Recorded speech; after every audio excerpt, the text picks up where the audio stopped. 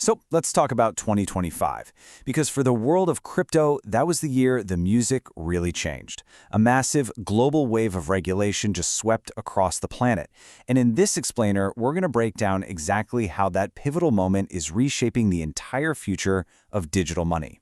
It all boils down to this one big question, right? Is crypto finally growing up? I mean, for so long, it's been the rebellious teenager of the financial world. But this huge regulatory push we saw in 2025, it really feels like a genuine coming-of-age moment for the whole industry. To really get the scale of this shift, you've got to remember where we came from. For pretty much a decade, crypto was the Wild West. A land of incredible opportunity, for sure, but also a ton of risk. That all started to change when governments around the world decided, okay, it's time to actually write the rulebook. Now, that lack of rules, it fueled some absolutely explosive innovation, but it also kept the big institutional players, the big money, sitting on the sidelines. The key is that by 2025, the calls for consumer protection and the need for institutional legitimacy just got too loud to ignore. This was the year the world's regulators decided, pretty much in unison, that it was time to act. So, let's really zero in on that year. 2025 wasn't just about a few new rules here and there. This was a coordinated global shift. We're about to unpack the key trends that popped up and what they mean for, well, pretty much everyone in the digital asset space. And if you want one number that tells the whole story, here it is. In 2025, a stunning 80% of jurisdictions that were reviewed saw their major financial institutions launch new digital asset initiatives. Now, that was no accident. It was a direct result of this newfound regulatory clarity. The floodgates were finally creaking open. So, why this sudden rush? Well, first off, that regulatory clarity acted like a massive green light for these institutions. And second, regulators were laser-focused on stablecoins. Over 70% of countries were making real progress on rules for them. And that makes total sense, right? For the big players, stablecoins are the perfect on-ramp. You get all the efficiency of the blockchain without all that crazy price volatility. But here's the thing, not everyone was moving at the same speed. You can really see this global scramble to get regulations in place. The European Union was the clear frontrunner. They already had their comprehensive rulebook ready to go. The US, after years and years of debate, was finally making a coordinated push. And meanwhile, the Asia-Pacific region was, well, kind of all over the map, a real patchwork of progress. And right at the heart of this whole global conversation was MiCA. You can think of it as the regulatory blueprint. The EU's markets and crypto assets regulation came into full force at the end of 2024, and it created a single, clear legal framework for the entire bloc. Its influence just rippled through policy debates all around the world all through 2025. And here's what it looked like from inside the US. This quote from Tyler Williams at the Treasury, it just perfectly captures the new mood in Washington.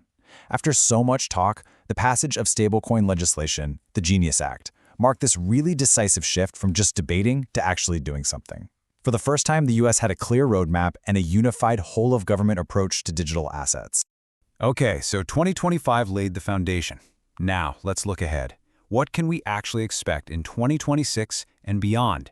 It's really a story that's unfolding on two parallel tracks. You've got policy implementation on one side and a full-blown technological arms race on the other. Looking ahead to 2026, the focus is really going to shift from writing the rules to actually enforcing them. Over in the EU, it's all about making sure MiCA is applied consistently across all the member states. In the US, the momentum from that stablecoin bill is expected to power a much broader market structure framework. And on the global stage, get ready for tax alignment. The OECD's new reporting framework is set to bring crypto tax reporting into the mainstream. But look, clear rules are only half the story. It's just one piece of the puzzle. For institutions to truly commit, the underlying technology has to perform at Wall Street speed. And this has ignited a fierce parallel arms race among blockchain developers to build faster, more scalable networks. And this kind of shows you two totally different ways people are trying to scale Ethereum. On one side, you have Mega ETH. It's a layer 2 solution. So think of it like building an express toll lane on top of the main Ethereum highway, promising insane speeds of over 100,000 transactions per second. On the other side, you've got Monad, a brand new Layer 1 blockchain. They're trying to rebuild the entire highway from scratch, using this cool technique called parallel processing to hit about 10,000 TPS. It is a high-stakes race for pure speed and efficiency. And it's not just a new projects either. Established players are evolving at a breakneck pace. I mean, just look at Solana's Alpenglow upgrade. Before a transaction took 12 to 13 seconds to be final, that's an eternity in the world of high finance. After the upgrade, it's down to under 15 milliseconds. That is not just an improvement, that's a monumental leap. It establishes that kind of rock-solid institution-grade reliability you need for the future of tokenized finance. Okay, but with all this incredible progress comes a pretty significant global risk. As all these different countries write their own rule books, we're facing a major challenge. How do you make sure they all actually work together? Because if they don't, we risk creating some really dangerous loopholes in the system. And this brings us to what is probably the #1 threat: regulatory arbitrage. The idea is really simple. If the rules in one country get too strict, companies and, bad actors will just pack their bags and move to a country with weaker oversight. This completely undermines the whole global effort to create a safe and stable system. So the core challenge really boils down to this. You have inconsistent implementation all across the globe. You have these huge gaps where innovative but risky areas like DeFi often fall completely outside the new rules. And what does that do? It creates a playground for financial crime, as the bad guys hunt for the weakest link in the global chain. And hey, don't just take my word for it. The Financial Stability Board, one of the world's absolute top financial watchdogs, has issued a pretty stark warning. They're saying these gaps and inconsistencies are not just some compliance headache, they pose a real and present danger to the stability of the entire global financial system. The stakes really could not be higher.